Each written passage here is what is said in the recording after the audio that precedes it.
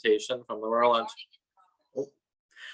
So I would like to welcome everyone to our presentation from the Royal Ontario Institute on the Rural Changemakers program, which is a program that was developed in 2020 and is currently taking its second intake of students and young people. So as we always like to begin with a land acknowledgement, this is the land acknowledgement that we've chosen to use, given that we're from different regions of the province and potentially different regions of multiple provinces, depending where we are right now. So we acknowledge that we are located on Aboriginal land that has been inhabited by Indigenous peoples from the beginning. As settlers, we are grateful for the opportunity to meet here, and we thank all the generations of people who have taken care of this land for thousands of years. So I'll just pass it over to Gabe Ferguson. She's the Director of Leadership Programs at ROI, to give us a brief introduction to the Rural Ontario Institute. Hello everyone, and thank you for joining us today. And just to let you know, the Rural Ontario Institute, some of you may know who we are, but just in case, I thought I'd give you just a quick introduction. So our mission is to develop leaders and to create collaboration on issues across rural and northern Ontario. That's what we do.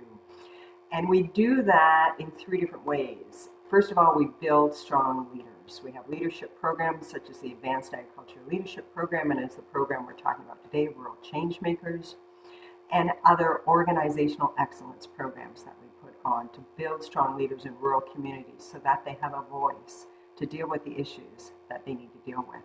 And strong organizations. We build strong organizations through the collaboration and networking that we do within there, and strong rural communities. So we build leaders, we connect leaders, and we inform leaders. That's what the ROI is about. We're a nonprofit organization, head office in Guelph, and our staff works from all across Ontario. Thank you very much, Oliver. Back to you. So I'll take over right here for this slide. So the topic of our session today, the Rural Changemakers program.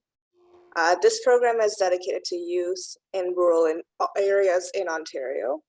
And the program is designed to encourage and build leadership and project development, as well as community engagement knowledge in youth who are passionate about their communities. So we meet together for sessions on Wednesday evenings every 2 weeks to build these skills and capacities through exercises and guest speakers. Back to you, Oliver.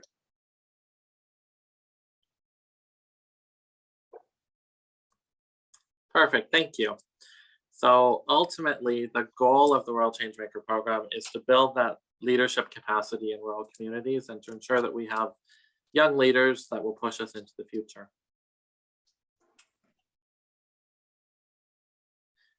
So this comes to the introduction portions. So today I'm very happy to be here with Morgan. So I'll pass it over to her to introduce herself, and then I'll introduce myself after. Right. Hello, my name is Morgan. Both Oliver and I were part of the first cohort, which took place in 2020, which was an interesting year to do it. Myself, I am from Dykstra, Ontario, and work in a neighboring municipality in the Public Works and Planning departments, and have a degree from McGill University in Montreal. Thank you, Morgan. And I'm Oliver Jacob. I'm from the Township of McNabb-Braeside in Eastern Ontario. I serve on our municipal council here as a councillor since the 2018 municipal election. And I also work at a neighboring municipality, the town of Arnprior, in the finance department. My educational experience is from Acadia University in politics and history, and the Association of Municipal Managers, Clerks and Treasurers of Ontario with a diploma in municipal administration. So now that we've gotten through all the boring introduction things, I'll just give you a brief overview of the program itself. So the program is a very interesting development, and it has been developed over a number of years, both in a theoretical sense and also taking into consideration the experience of Morgan, myself, and the other 2020 Rural Changemakers. So the basic element begins with some foundational training and development in community development as a field of practice. And this section is led by the Rural Ontario Institute team, as well as subject matter experts from across the province and around the world, as well as some practical application of the skills that were learned at the Ignite Summit. The important thing to note for this session, or this cohort of the program rather, is that all of the core content and extra resources will be available on demand for all participants. So it doesn't necessarily have to be live. Students and young people in the program can do it on their own time. The next stage of the program is called community-based discovery sessions and action planning sessions. So this is where our young people take the skills they've learned and put them into action in their own communities on whatever topic or issue of interest they have. And then, of course, that eventually leads, based on community development theory, hopefully to the development of community projects that are really taken over by the community, where the community takes an ownership stake as well as a leadership stake in the program. And I'll pass it over to Morgan to talk about her program.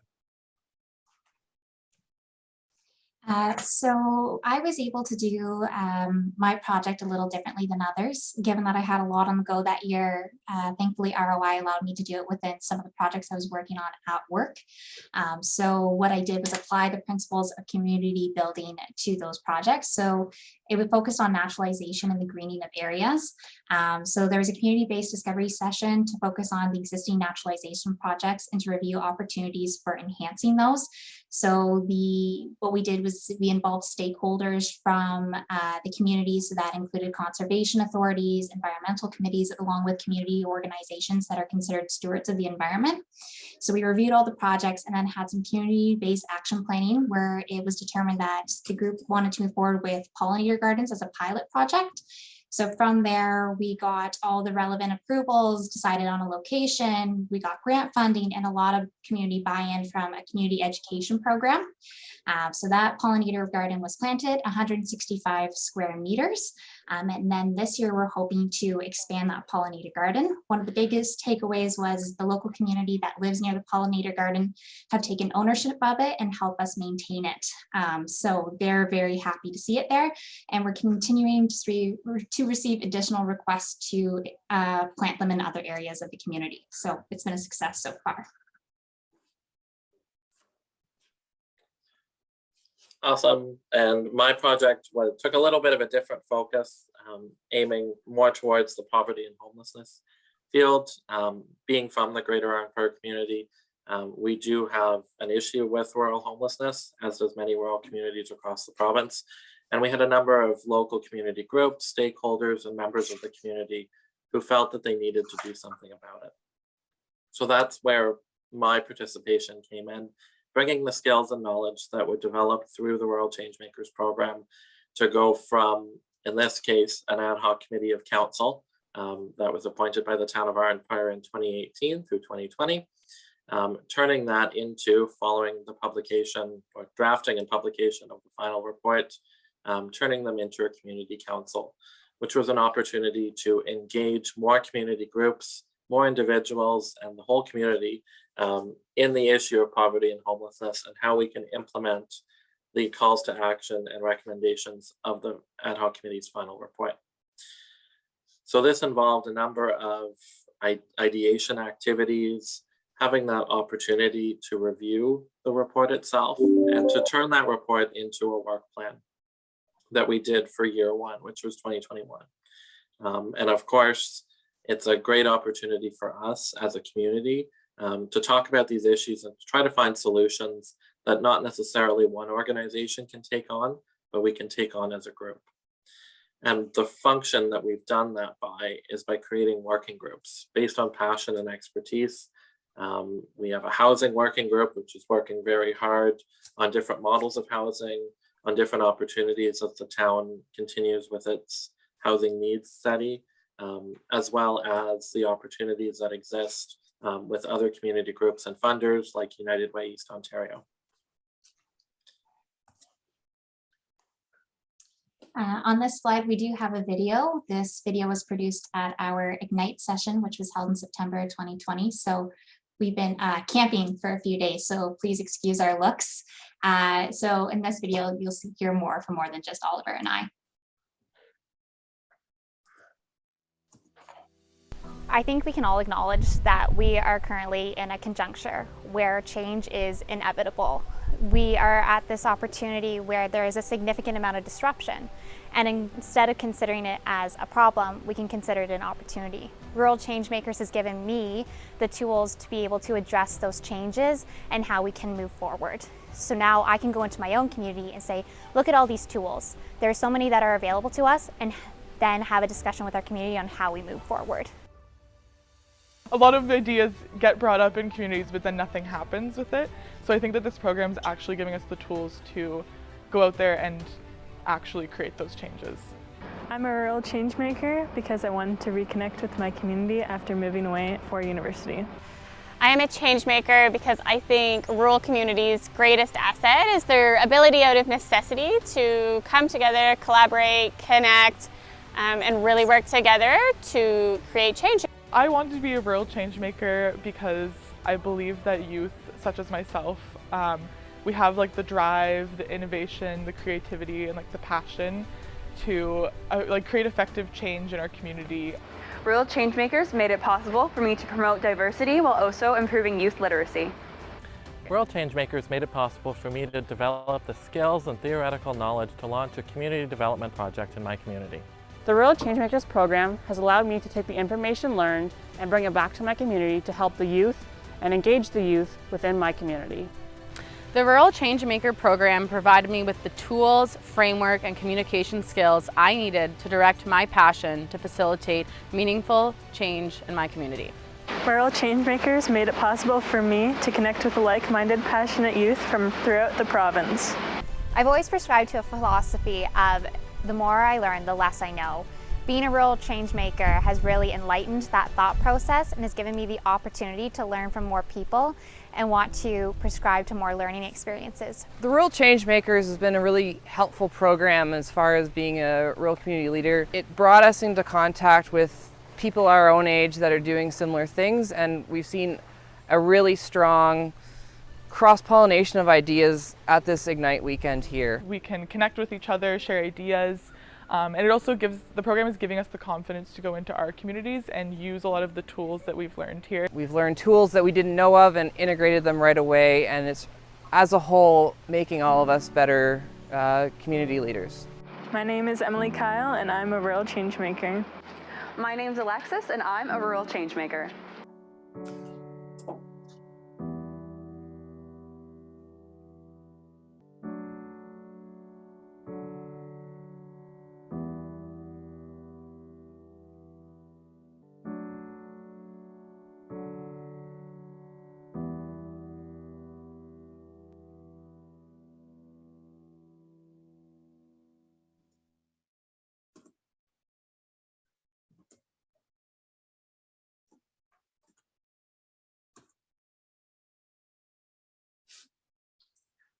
Perfect. I know I always love listening to that video. It's so nice to hear all of the excitement in the faces of the change makers that were in my group, but even in general, to see that excitement on young people. And that brings me to the benefits of engaging young youth.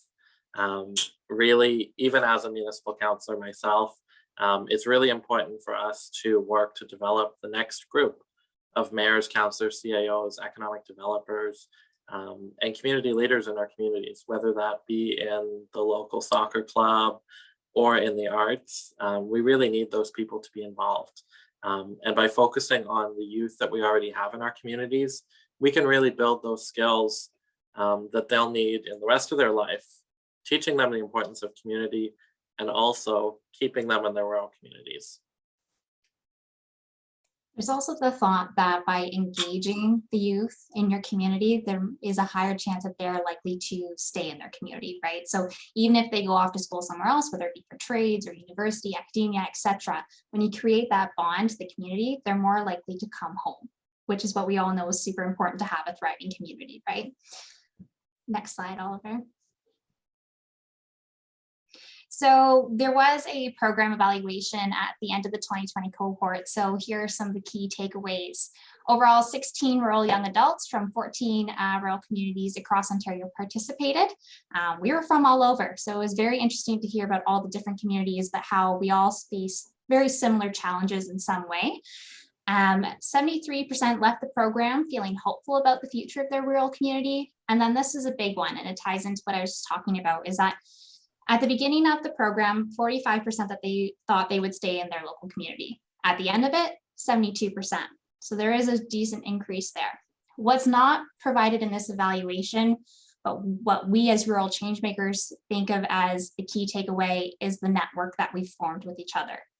We're at this point where, you know, when you're younger, you might not have as many colleagues or people in your circle that are young and in you know, all these different fields, but now we have this network of people that we can reach out to. So I know for myself, I was just reaching out to someone last week, asking a couple questions because they do something that I wanted to learn more about. And, you know, we are kind of a year and a half out of this now, and we still talk to each other. So I think that's very important. Next slide. So we just wanted to put this out there. So if you know of anyone, ROI is currently recruiting for the 22 rural changemakers. The applications are still open, and onboarding will start on March 15th, 2022. So if you know of anyone who would be a great fit for this program, please send it their way. This next slide. Awesome. And just before we close up and ask for questions, we do have 8 minutes for questions, which is great. I did just want to provide the contact information here for the Rural Ontario Institute. If you do have any questions about the Rural Changemaker program, please feel free to reach out by any of these avenues to get more information, or you can of course check the website ruralontarioinstitute.ca. And now I will stop sharing and we can open it up for any questions.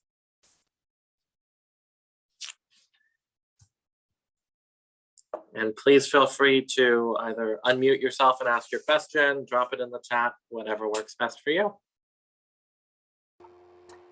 Letting you know also that tomorrow night, actually Wednesday night, will be another session for Rural Changemakers, and you can join us there. If you go to the ROI website, you can either let someone know to join, a youth that you know to join, or if you're a youth yourself, you can come and join us. This will be our second seminar for Cohort 2022, and we will be onboarding people the whole time right through to March 15th. So you can join at any time along that, and we'll have all the resources on demand. One of the things that you've told us is that it's hard to make the time and hard to, you know, come every Wednesday night, but they still want the information. And so we're trying a number of different approaches for this. I have a question. On one of your slides, you mentioned to me that the students were looking at about a 75% rate of returning to their communities. And I'm a counselor for Central Huron, and Central Huron has two basic hubs as far as the town of Clinton and a smaller Lonsborough and another place. We don't have any manufacturing. Most of us are farm related or agricultural related people. So when you say up to 75% have expressed an interest in returning to their home and creating some sort of a living, we have a situation where I don't know that that's at all possible. We've moved from a retail outlet where we had stores selling clothing, stores selling, to a more of a service. We've got more insurance companies, eyeglass companies, doctors and lawyers and travel agents than I think anywhere else in Ontario. But as far as being sustainable for new students wishing to return home, I don't know how you address that situation. I think from my perspective, being from a rural community that's actually fairly close to an urban community, we do see that bleed quite strongly, where the vast majority of our youth do leave the community, either for post-secondary and then they stay in the urban center, or they leave for job prospects. The point of this program, and of course, what I encourage all municipal leaders to do is to connect with their young people and to build those relationships, because that is what, at least for me, was so important when I was growing up, and for many of our change makers, where it was important for them to feel a sense of belonging in their community that didn't necessarily come with being at a certain school or certain high school, or being part of a community in those more formal ways. It was those informal conversations, those discussions, the ability to have local government week presentations in schools, to get out to the youth, teach them who you are as a member of council, what you do, the things that you don't normally think of. Like, everyone's going to think of council meetings and those kinds of things, but going to public events, coaching soccer, many of our rural members of council do so many things outside of their role of council. And that's really what cultivating that next generation of leaders is all about. Engaging informally, building those relationships, and making sure that they understand that they belong in their rural community and they don't need to leave to find that sense of belonging. I don't know, Morgan, do you have anything you'd like to add? I think you captured it.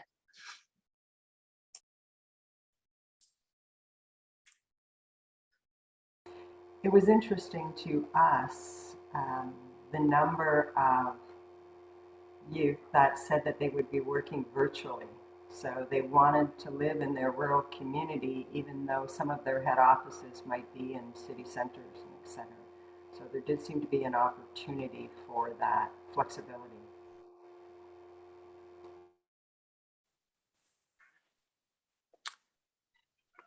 We have had a request, sorry, Councillor Bongo, I'll go there in just a moment. We have had a request suggesting that we share the video among youth and high schools and those sorts of things. And we do make the video available on our website. And if you want to share it, absolutely no problem doing that.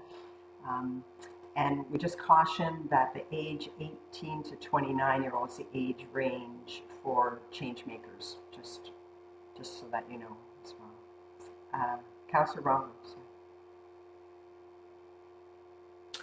Yeah, thank you. I had to take a quick phone call during the during a portion of the presentation, so I'm not sure if you covered this, but did you? Does your program have plans to encourage young people to run for the municipal elections coming up this year?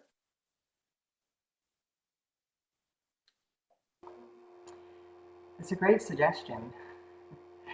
Semporna is on with me, and Semporna is actually leading a lot of the content within the change makers, and obviously she's a change maker herself, which is fantastic, and with us at ROI, working with us at ROI.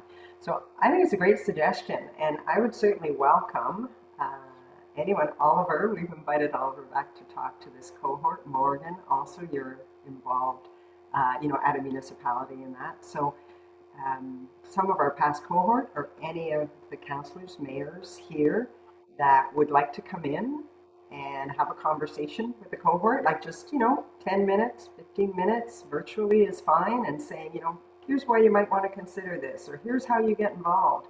That would really be a lovely shout out, I think, to say young people that are looking to make a difference in rural communities. Thank you for the suggestion, and if you're interested, let us know.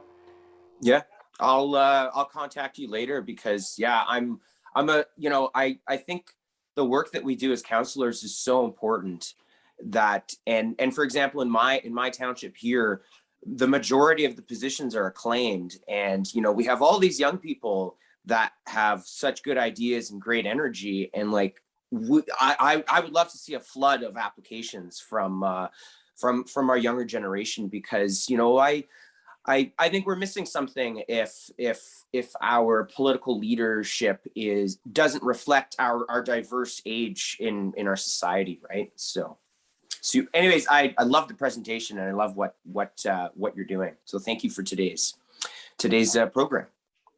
Yeah, thank you very much for your suggestion. It's absolutely something that I was planning to have that conversation with our new cohort about.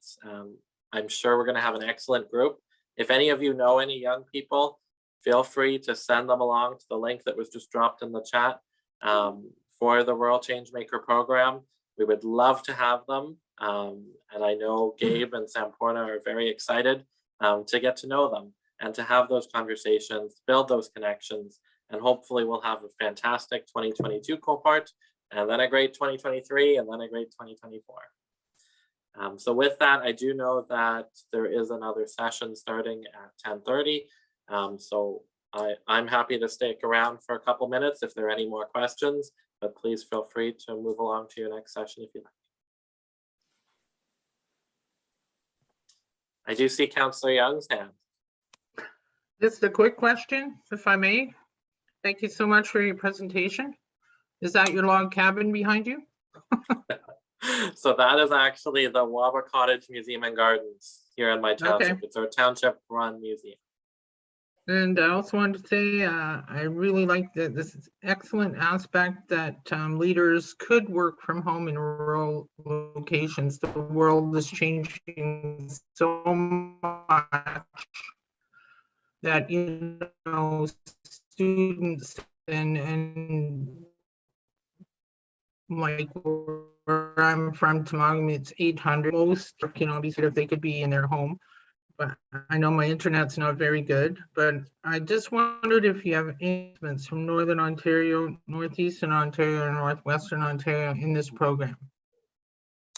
So I know in last year's cohort, we did have a representative or two representatives from Northern Ontario, one from near Thunder Bay and then one from, I forget where she's from, but closer to the Quebec border.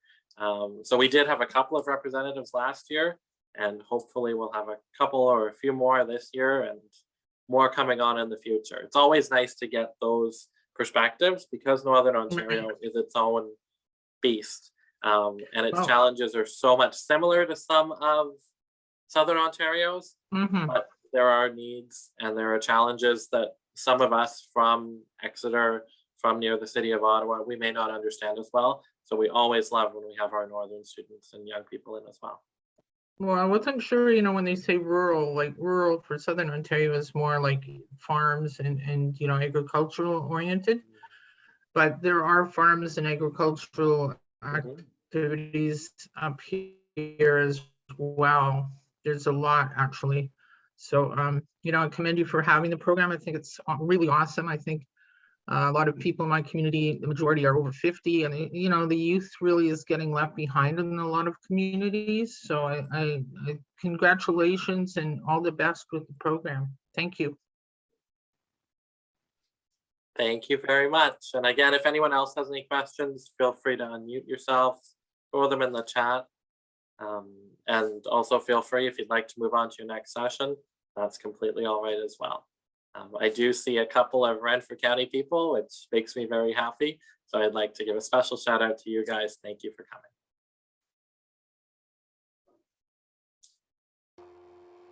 I'll do the same. I see Lambton here and I see Warwick here, Lockford. Hi, Mayor Jackie, Mayor Dave. This is a great program, guys. I'm already emailing one of our staff members to say, this would be a great program for you. Participate. So thank you for that presentation. If you ever need someone to talk with and encourage young people to get out there and do join council, join committees in your communities, things like that, I'm more than willing to help out with that. It's a great way to connect with young people. I've gone and talked to our different classes in Forest, and you always see the one or two students whose faces light up, like most of them are half asleep, right? But there's always those students that you can tell are interested, and then I go to them afterwards and say, so this is a great program that I can suggest to them. So thanks for that presentation. Thank you very much, Roma. It's appreciated. Thank you.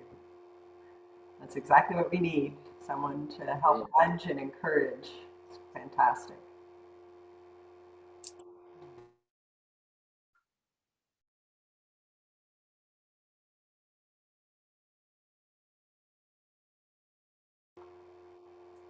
Thank you, Morgan and Oliver, for being with us here.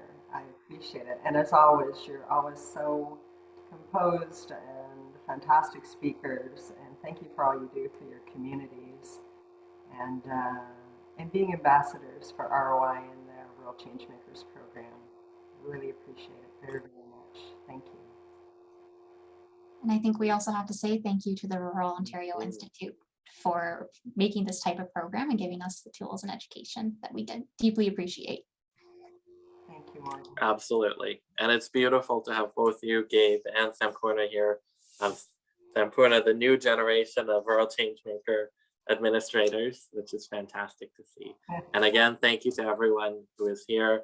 And we wish you all the best with the rest of the ROMA conference. Appreciate that. Shout out Annette and Susan. Thank you.